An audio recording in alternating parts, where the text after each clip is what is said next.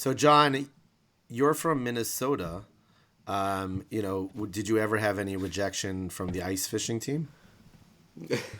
Honestly, there weren't enough of us in Minnesota to have any teams really of any kind.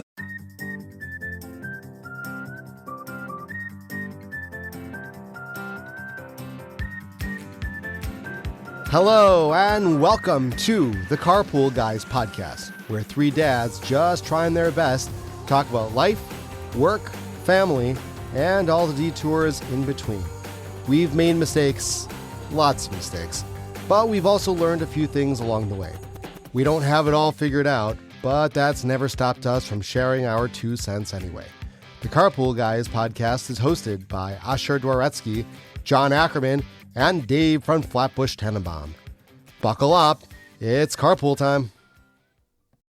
All right, guys, first episode in the books. Tremendous feedback that we've been receiving. Guys, what are we hearing?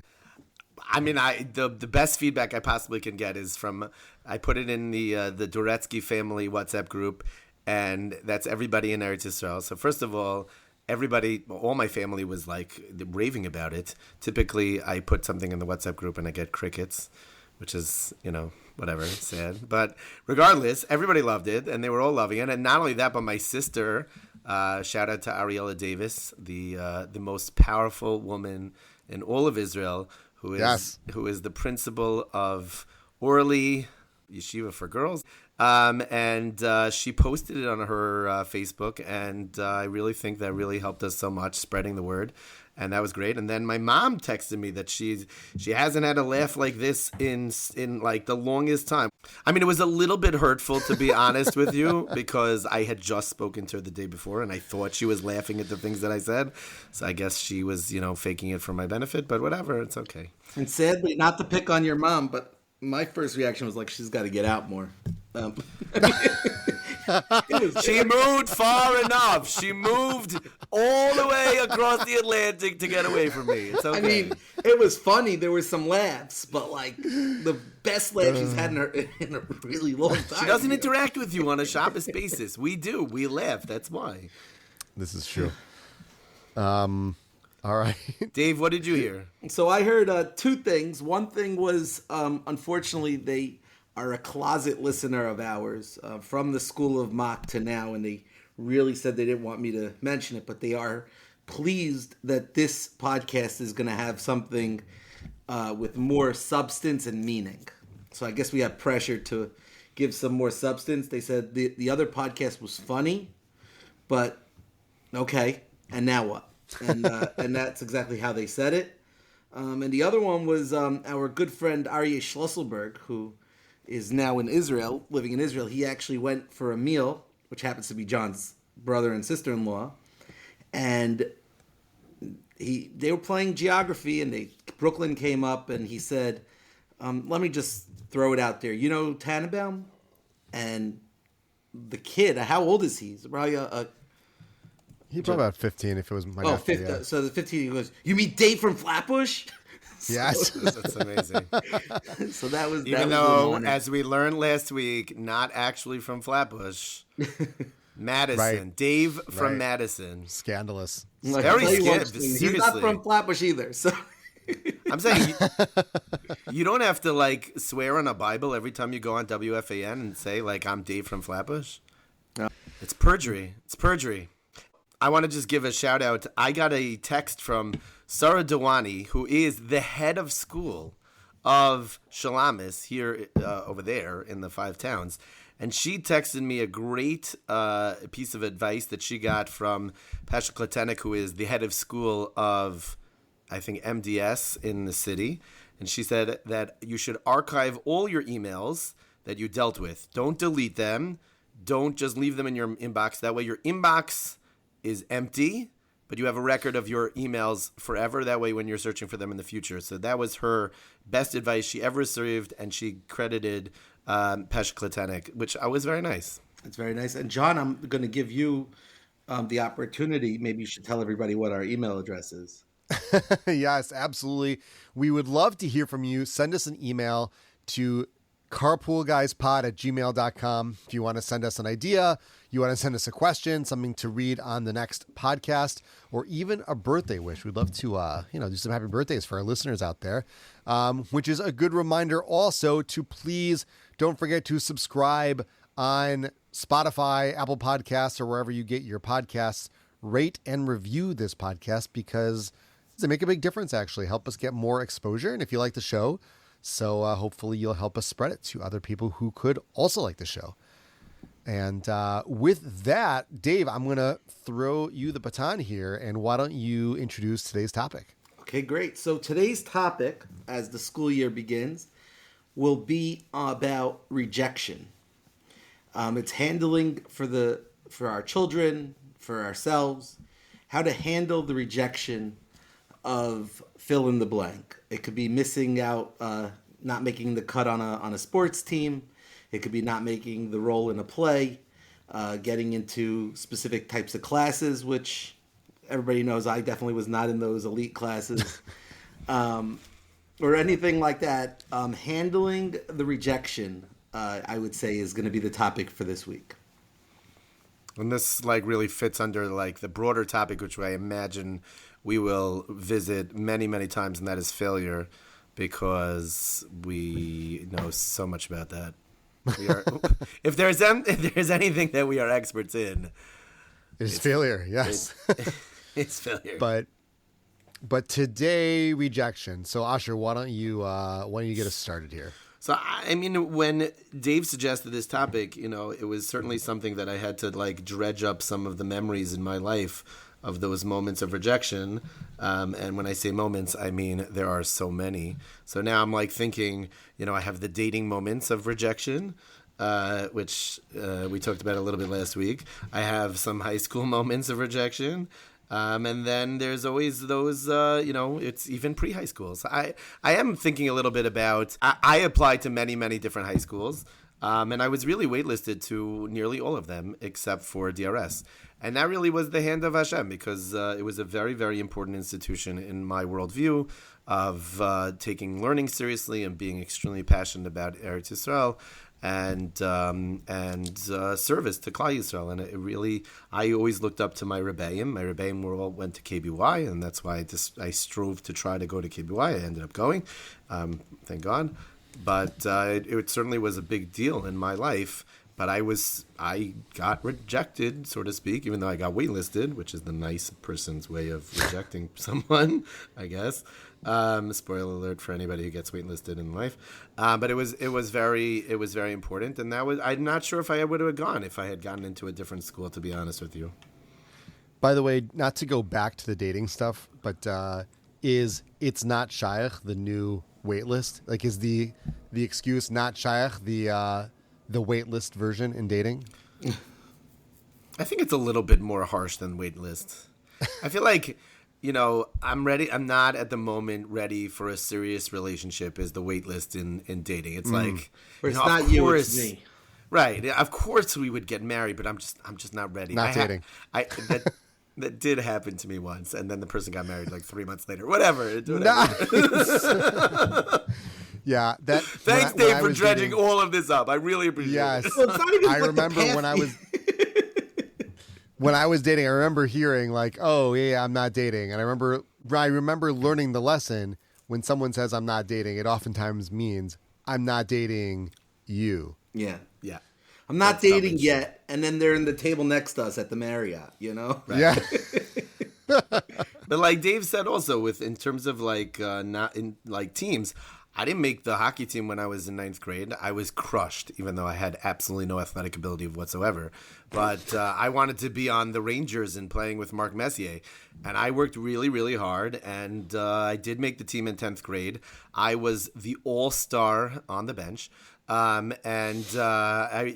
rooted for the team, really proud. And I also was Team Chazan during Mincha after our, that's when. But I have a trophy. Story. I have a trophy somewhere in my house, and that's part of. I think that's part of it. Is I worked really, really hard because it was me. I wanted to make the team.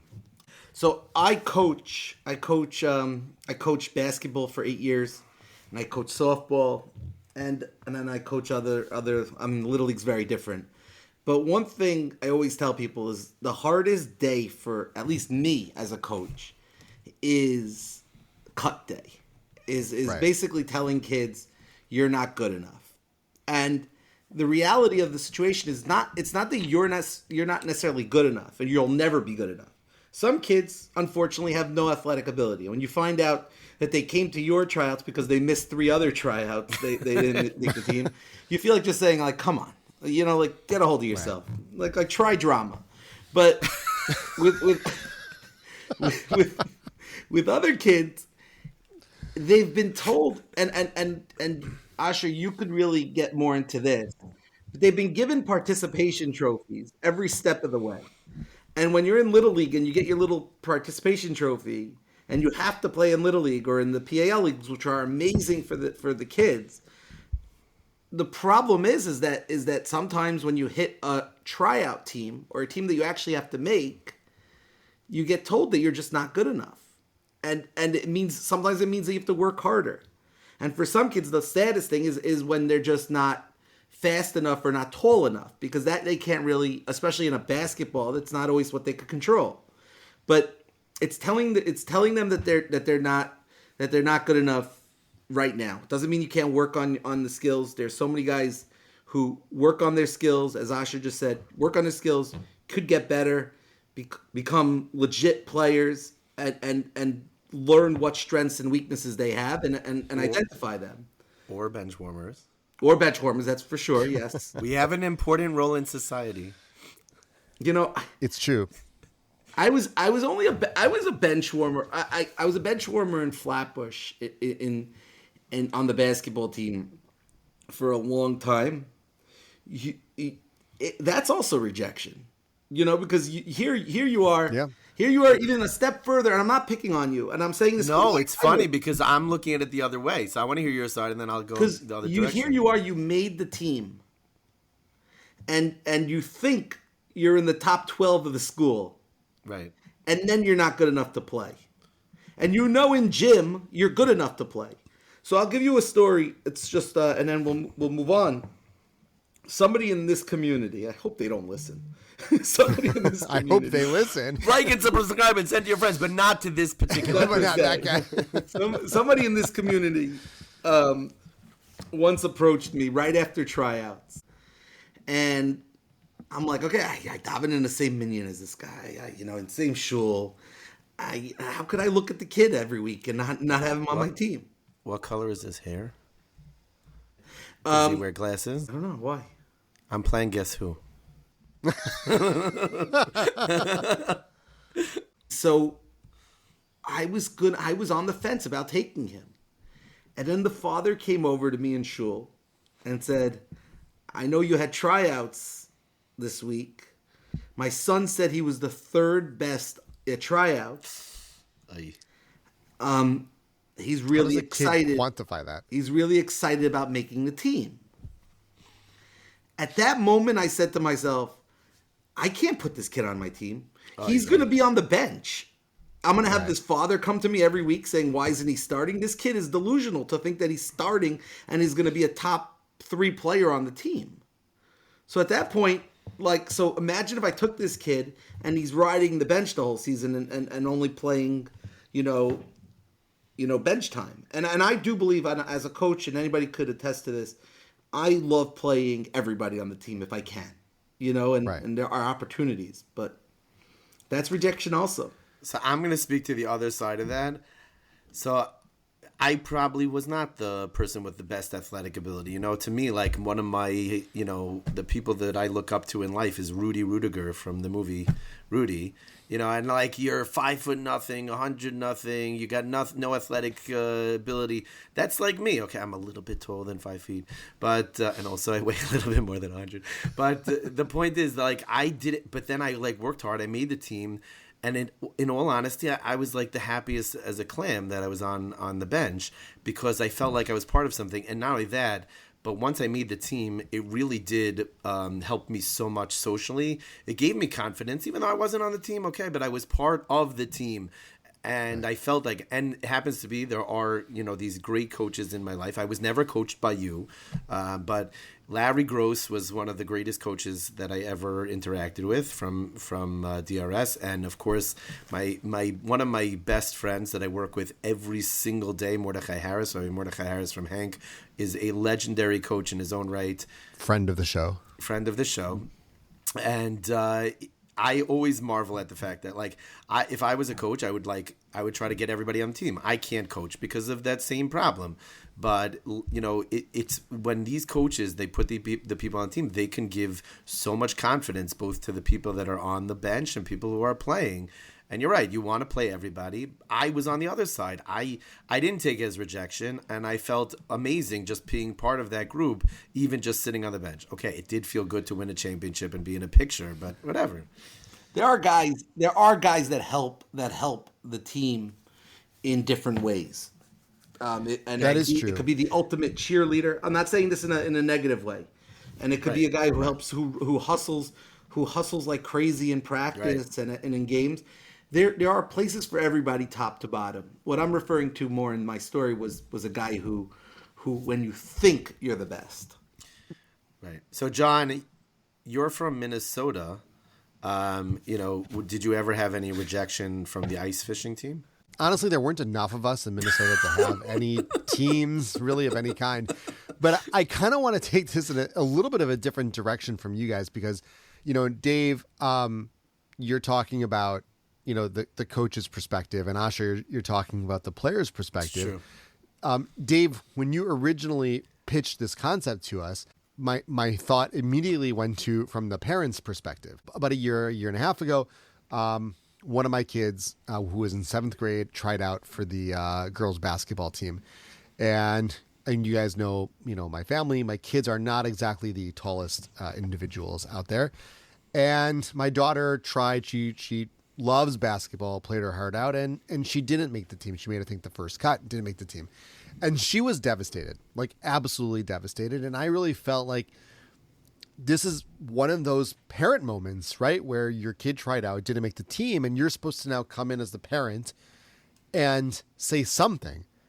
And it's funny because, we talk about coaching, and I've never coached outside of Little League, a sports team, but I do a lot of coaching professionally, individually, or team coaching professionally. And I kind of found myself at a little bit of a loss of what do I say to my daughter? When it's you and it's your family, it's different, right? Right. And so the best I could come up with was, I'm proud of you no matter what. And all I can tell you is that if you're committed, I'm committed to helping you get there next year.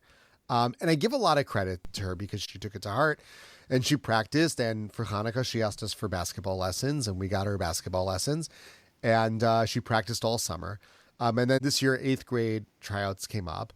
And now you're really, as a parent, you're kind of even in more of a precarious situation because so last time she didn't really know what she was doing. She didn't necessarily put in the effort to make the team because she didn't know what the effort was. But now she's been working her tail off, right? And she's been putting in all the effort.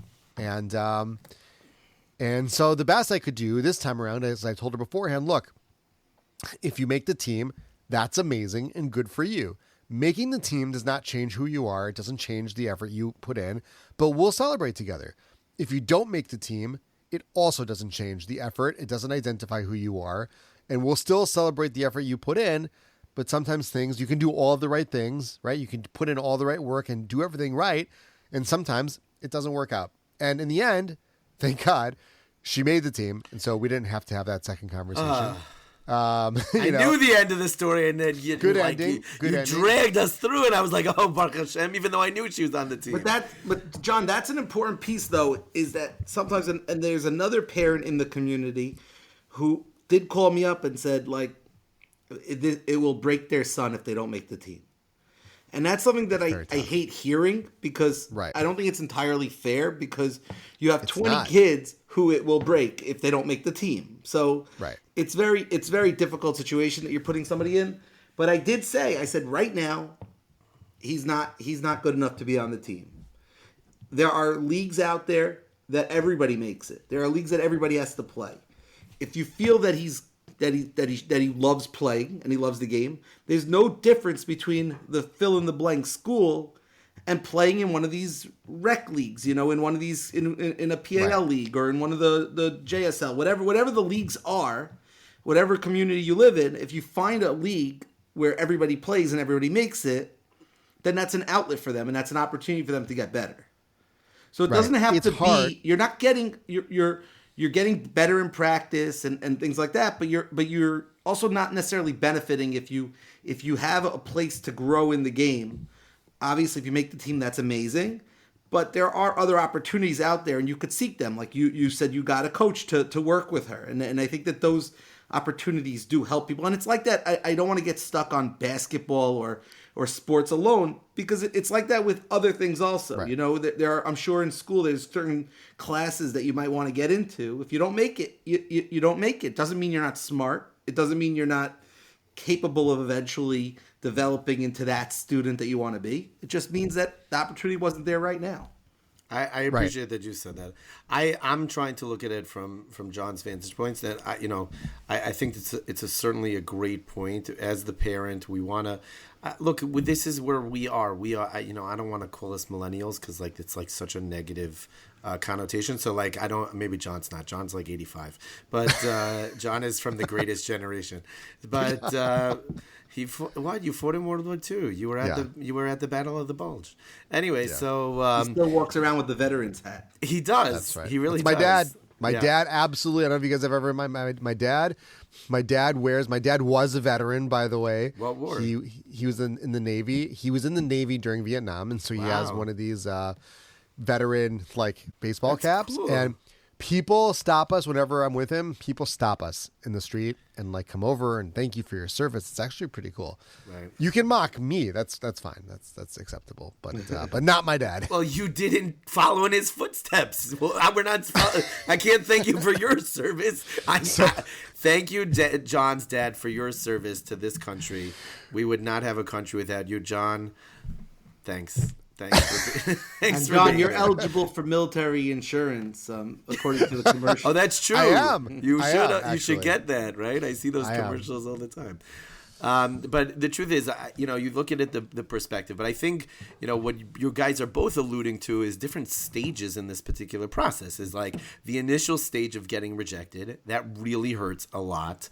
And you're sitting there and you're wallowing in it, and you feel bad, and you feel bad for your kid, and you also want to try to help your child.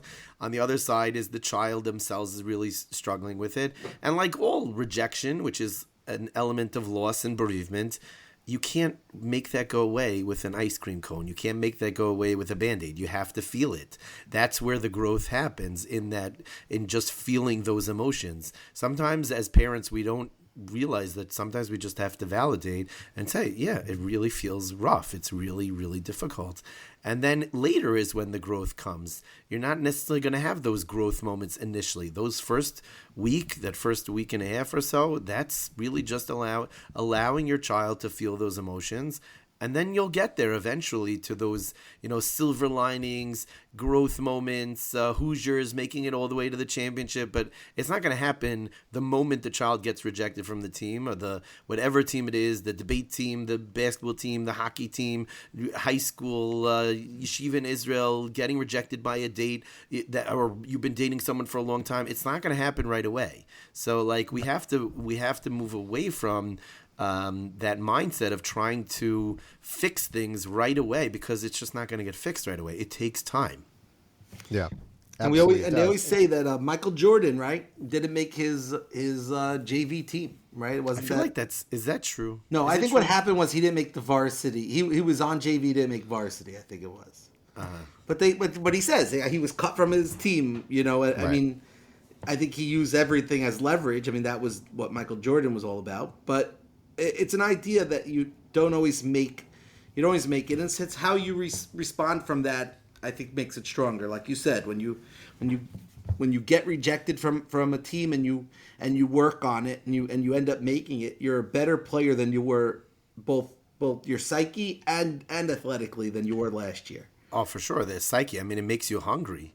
That person who made the team, they don't understand that. The rejection sometimes is the greatest growth. It's that moment where like you realize that and you want to prove it to everybody. I am better than any one of you think that I am. Like I remember when I was in high school, there were a bunch of people who told me, okay, don't reach for that yeshiva, don't reach for this yeshiva when I was applying for yeshivas in Israel. That made me so hungry to say. They didn't say it in a mean way. They were trying to say it like, you're maybe reaching too high. And I'm like, nope, I'm going to show you. I'm going to prove it to you.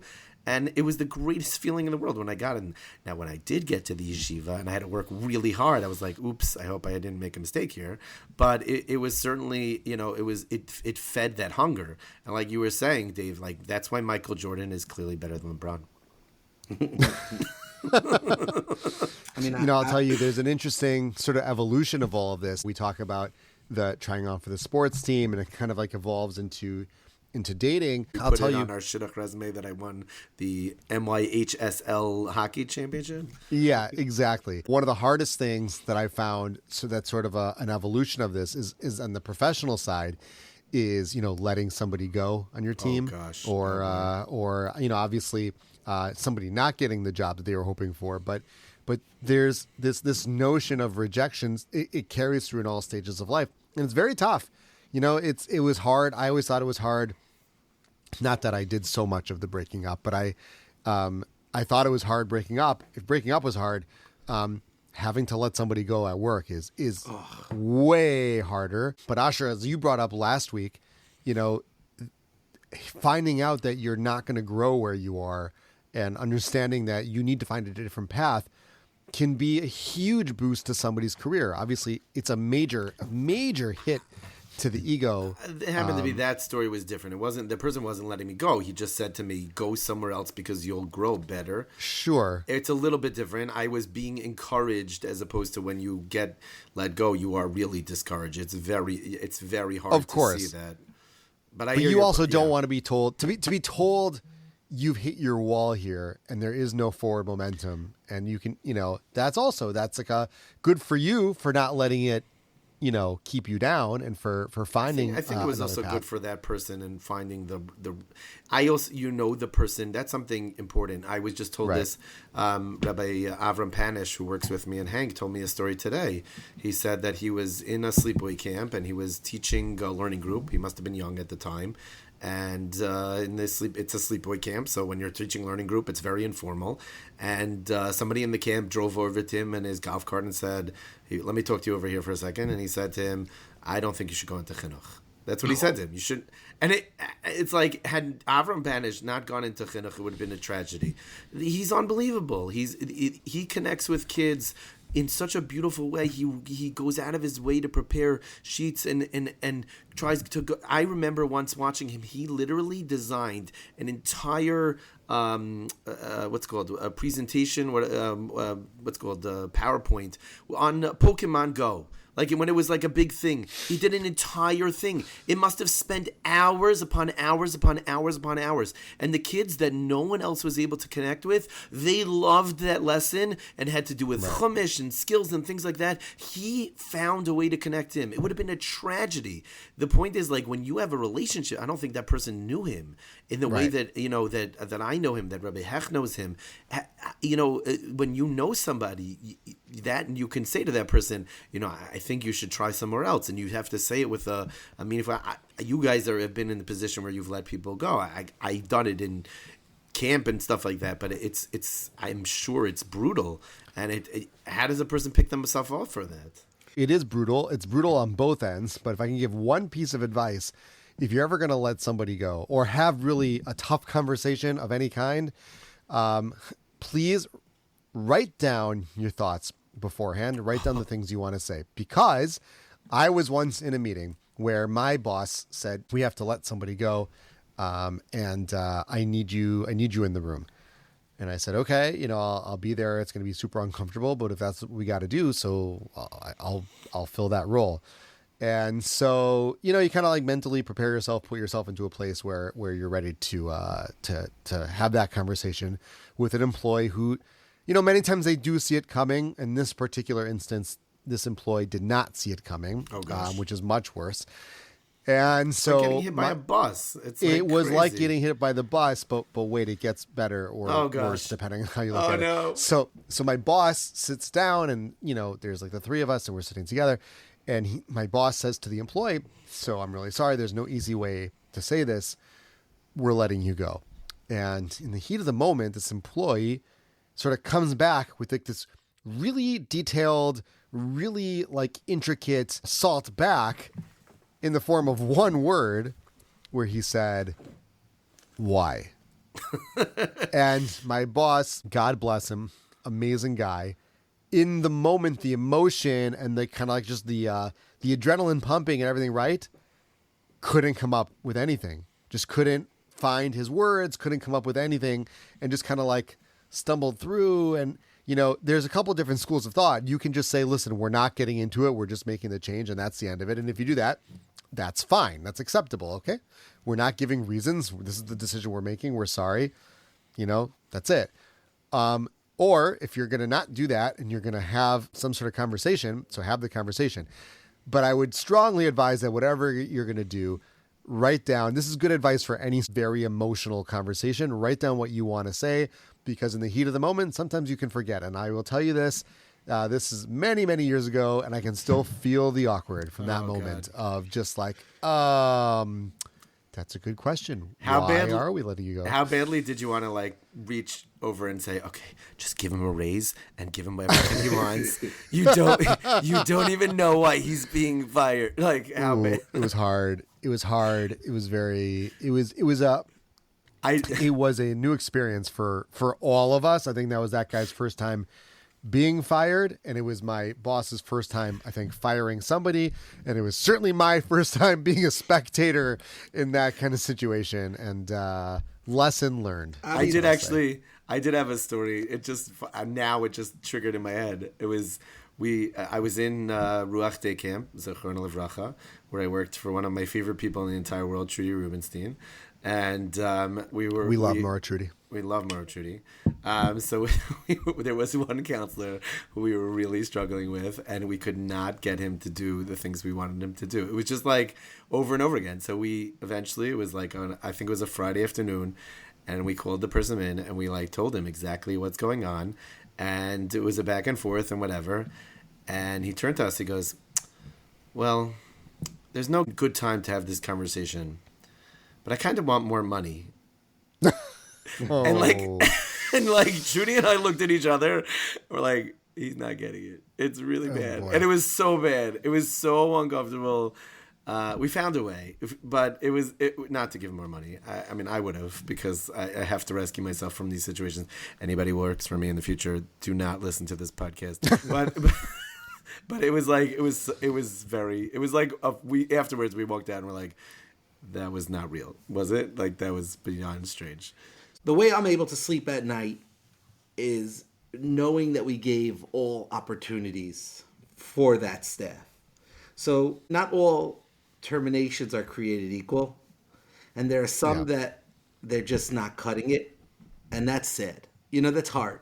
Or if the position is no longer available, or, you're downsizing, those are always the most difficult. If somebody does something egregiously wrong, then it's still hard, but it's definitely easier because you're doing something because they've done something. They've done something that warranted it. Right. And if you've given somebody all the opportunities for coaching them, mentoring them, guiding them, and they still don't get it, you could say to yourself, we have, a business, or in my situation, you have individuals that rely on this person, and it's just not working out. And it's unfortunate. It's always difficult, but you could sleep at night better knowing that you've done what you can to save their job. Whether or not it's for sure, I don't expect to be thanked afterwards, but it's definitely more appreciated. One funny thing that did happen once, and this was not a... Wait, I'm just curious, before you get into this, before you start, and you're about to let someone go, do you go, say hello to my friend in the back seat? Do you do that?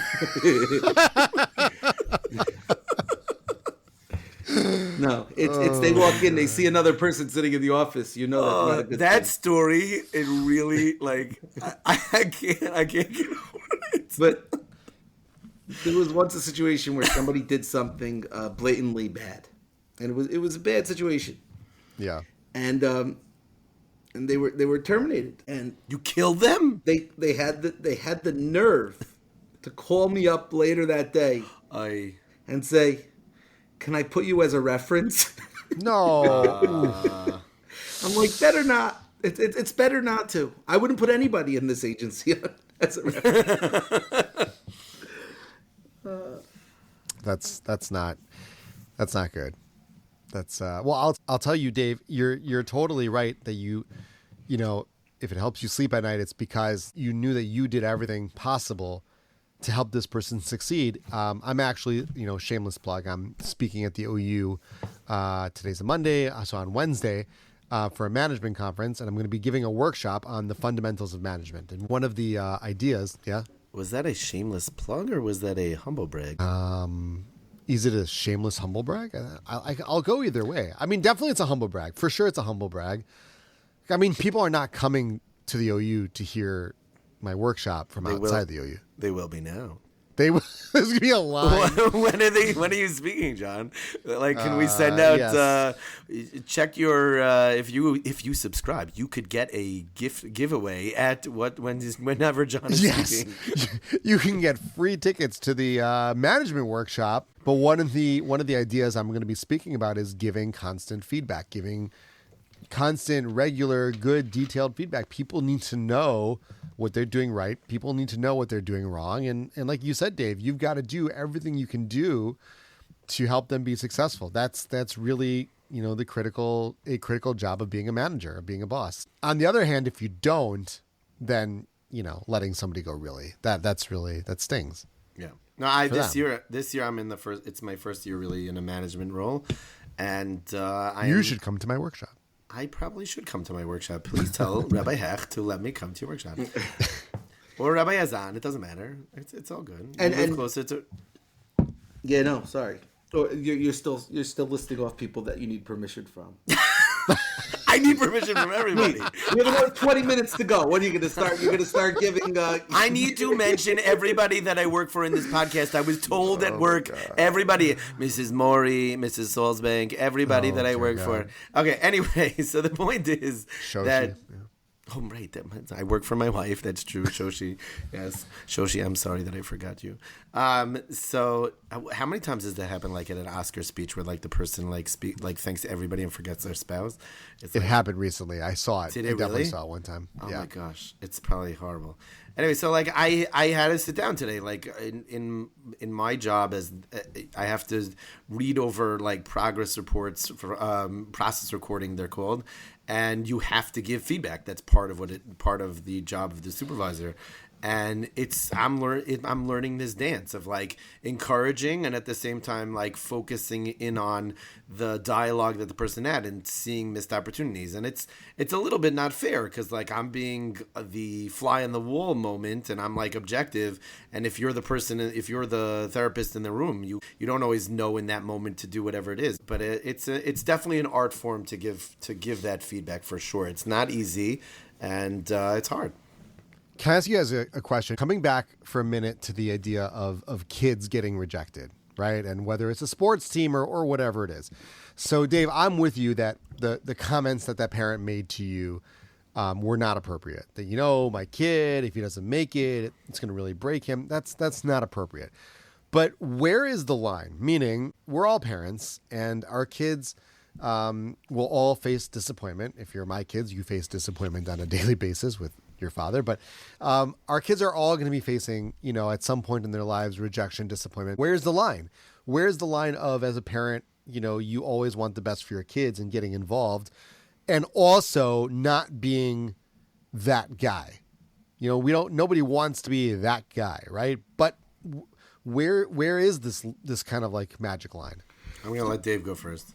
So when it comes to picking a team, I think the hardest it is very challenging. And I think if you have a heart, if you want to, I mean, there's different responsibilities. The coach has the responsibility of winning, of putting the best team possible. Right. If you're in a school that has 50 kids at tryouts and you can only take 15 kids, you're gonna break 35 hearts. I mean, it's just gonna happen. I have made lists. I make the list of unfortunate no's, and then I make a list of automatic yeses. And sometimes I will bounce it off the Rebbeim or the teachers or the principal or the athletics director. I will say, like, tell me something about these guys, because if it's a kid who is on the bubble and can benefit from being on the team and has something to add, I'll put them on the team. If they're a bubble person. If there's somebody who lives basketball and wants to just be a part of it, I've taken on kids who I've gotten the impression that they don't care necessarily how many minutes they play, but they want to be or could benefit being a part of it. Sometimes being, just like as Asher said, sometimes being a part of something is amazing for a kid's psyche. And we don't know what goes on with anybody's kids behind closed doors, but some of them can benefit from it. So there is that line. I think that speaking to the coach, I always found that to be a challenging thing, because you're not looking out for the team. You're looking out for your child, which is, as a parent, it's our responsibility, but it doesn't necessarily help the child or the team. Right. And I think that's something, like, sometimes and if you might have somebody that's spiteful that might say, I'm not even giving him a chance. By the way, The List of Unfortunate No's is a great movie title. No, but the truth is, as a parent, you're looking out for your team, and your team is your family. Yeah. And you're taking care of your kid. Yeah. As the coach, you're looking out for the team as a whole, and you're trying your best to make the best decision for the team. Obviously, you were entrusted by whoever it was to be in that position.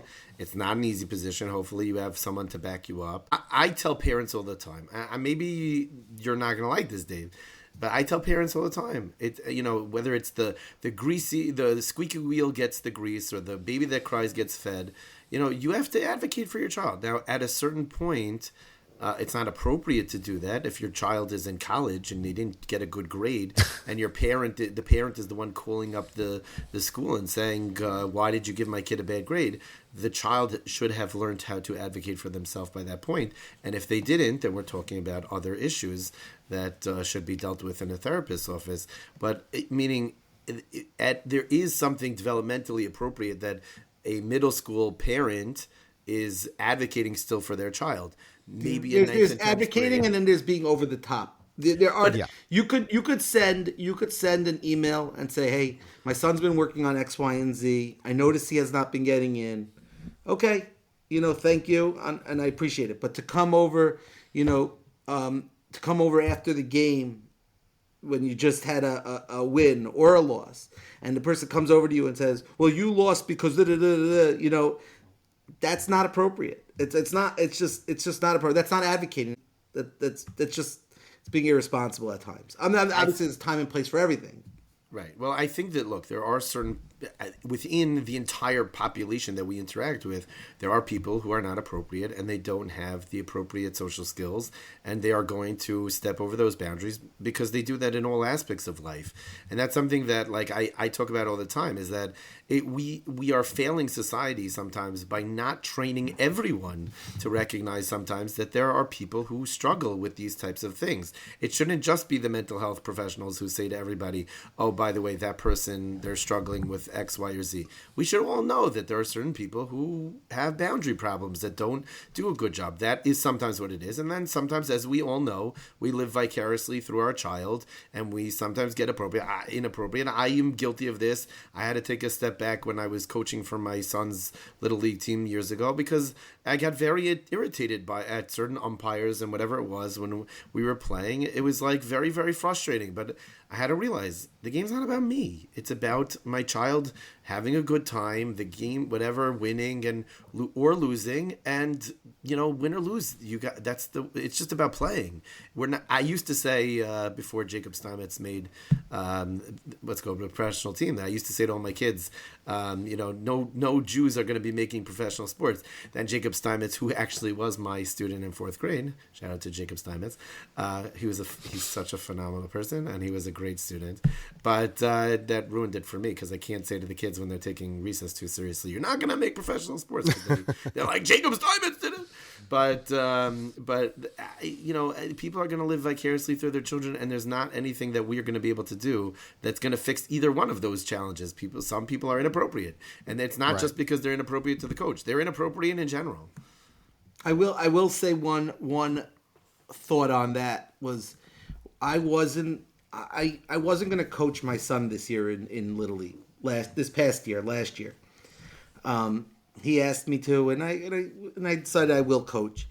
And I told him, listen, I said, I'm willing to coach your team, but I'm coaching the whole team. I love you, and I'm going to work with you before the games, whatever you want.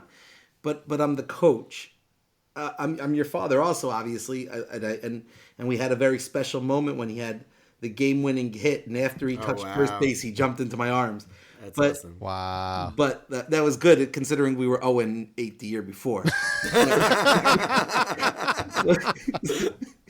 But I did tell him that there are going to be times when I tell him you're going to have to play the outfield, or if there's a better pitcher, that pitcher is going to start over you. And there were just some harsh realities, when we had a playoff game, and thank God he was able to pitch, and we had another pitcher who was probably slightly better. And I told him in one of the big moments, I said, you're going to pitch today, but he's pitching the 2 innings, which is fine. And he understood. He said, I understand. I'm part of the team, and I know you're the coach, and you're making a decision. And I had to really dig that to really drain that into him, because if I was just his parent, then I shouldn't be coaching. If I was just his parent. If I'm coaching, then I have to do harsh reality. If I didn't like the way he was pitching, I had to pull him. I would have to pull him. It's a tough dynamic. So it's like that with all the kids. You want the kids to do well. You want them to strive. You want every kid to make the team. But if every single kid makes a team, then you have a lot of kids at the end of every game who give you those eyes. Anybody who's been on the bench knows that if it's a hockey game and you're down and your team's up or down 7-1 and it's the middle of the third period, you're all looking at the coach like, put me in every time out, put me in. Or in a basketball game or in any other sport, like, it's not fair to have 30 kids so everybody plays 10 seconds. It's just that's not fair to anybody either. I'm just reflecting on it. Both of you said that you preemptively spoke to your children in advance of whatever it was. Like, John, you said you spoke to your daughter before the tryout this year. Dave, you said you spoke to your son before. And that's so important in any parenting thing. Like, I'll say that to my son anytime that we go to, like, Motzi Shabbos learning, which we're getting into this season now. So excited. So, but I always sit down with one of my children and I say to him, Dworetsky's always lose the raffle, and right before they call right before they call the numbers, it's like, are we gonna win? And he goes, no. And that way, like, when we do lose, which is every single week, he doesn't get disappointed. Now, he does get disappointed, and it's really frustrating. But interesting parenting strategy. No, but but that one time we won, he's like, "We're a liar. We won." I'm like, "Okay, I'm doing it for your benefit." And then I usually say to my kids, like, if we don't win 3 weeks in a row, we go to 5 below, like, because I want them to understand, like, we're going to learn. It's not because you go to win the prize.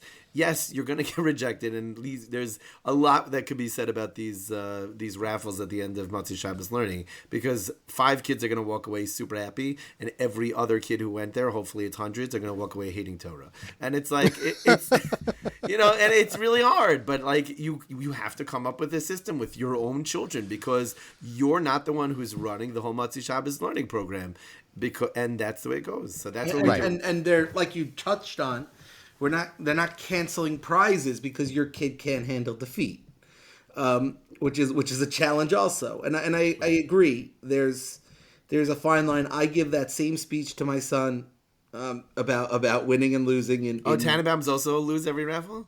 We don't win. I win. Have you ever met the John, I see your face. They win all the time. Every raffle, every drawing, one. How many Croton watches do you have? I win a lot of contests. We don't win raffle. We don't win the raffle so often. But sure. Dave gives the speech like, listen, we all know we're gonna win. What's important is how we treat everybody else. It's important how we treat the Dworetskys when they lose. My problem is I have to tell myself, David, don't be a helicopter dad. Don't pick out the prize. David, don't even look at the prizes. Don't even look at the prizes. It's not your prize. It's your child's prize. Okay. Don't pick. How could you pick that prize? I can't believe you picked that prize. That's not the prize I wanted. I wanted that prize. That's what I was gonna play with. One time, your kid is looking at you and like, Dad, you're doing this again? Yeah, you're doing it again. God. One time, this was great. I don't remember which child of mine it was. But one time, somebody put in hockey tickets, Islander tickets, and they were good seats. They were great seats, and one of my kids who didn't care to go won. Wow! And she's like, "I'm just gonna pick a regular prize." I'm like, "You're not gonna pick the regular prize. You're gonna pick the tickets." And she's like, "No, but I want to pick the regular prize." I'm like, "I will take you to Five Below and buy you 2 regular prizes. You take the tickets, and then you sell me the tickets for 2 prizes to Five Below." And we were negotiating back and forth. And she came up. She goes, I think she said to her, like, "Fine, I'll take the tickets." Well, I've been there where my kids won, and like one of my kids, who shall remain nameless, was really fixated. Remember when like Stanleys were a thing? Yeah. So one of the prizes, but it wasn't even a real Stanley. It was like the Five Below Stanley that knew will make it like maybe one time through the dishwasher if you're like, if it doesn't give you mercury poisoning. Yeah. And basically it was like a drone or a Stanley ripoff. And of course she picked the Stanley ripoff because she wanted the Stanley. Gotta go with the drone. Always go with the drone. This is where like the parent, this is where by the way, this is the line that we were talking about before as a parent, where you swoop in, you just don't let your kid make that mistake. Because there's certain mistakes you can let your kid make, but taking the Stanley versus the drone should not be one of those mistakes. I mean, you didn't have the pre-conversation. You should have said to your daughter, "You're getting the drone. I don't care if you like the Stanley. You're getting the drone. Well, the Stanley will not be the biggest water bottle next year because every year there's a different kind of water bottle." That's why I say don't even look at the prizes.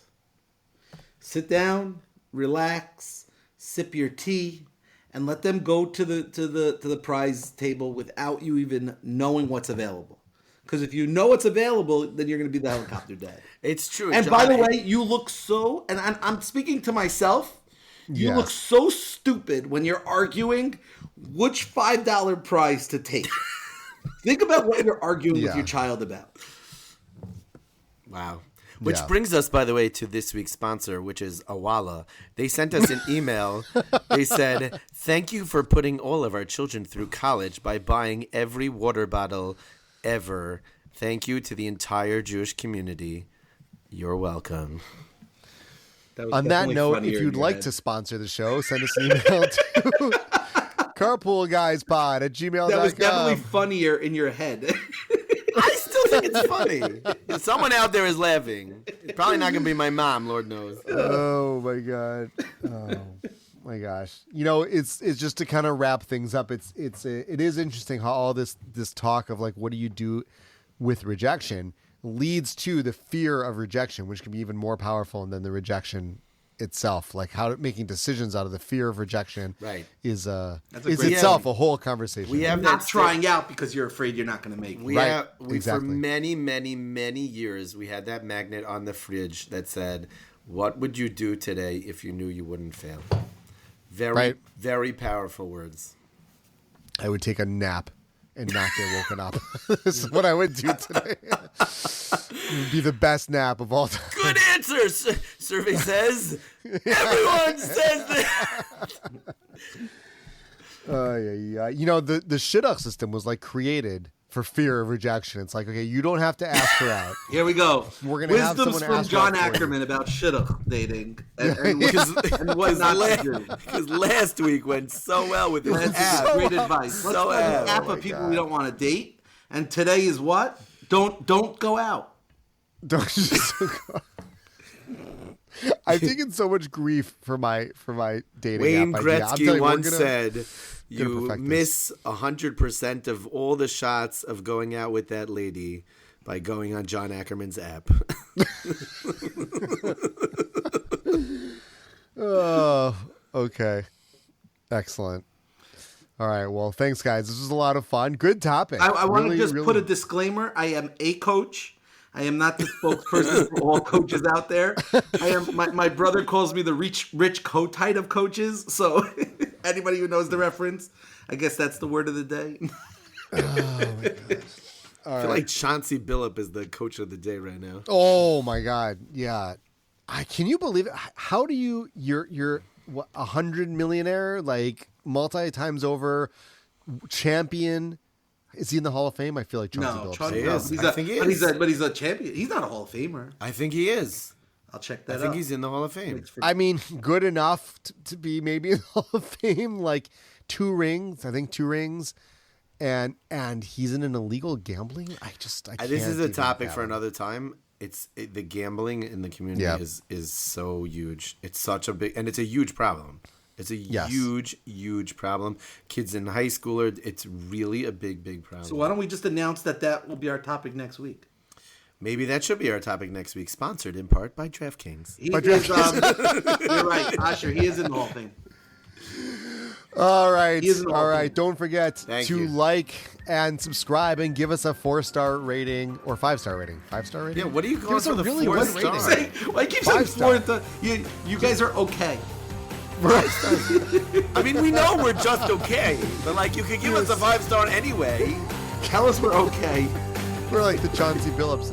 Oh Yeah, God, give us a- we will give you stuff if you give us a 5-star rating.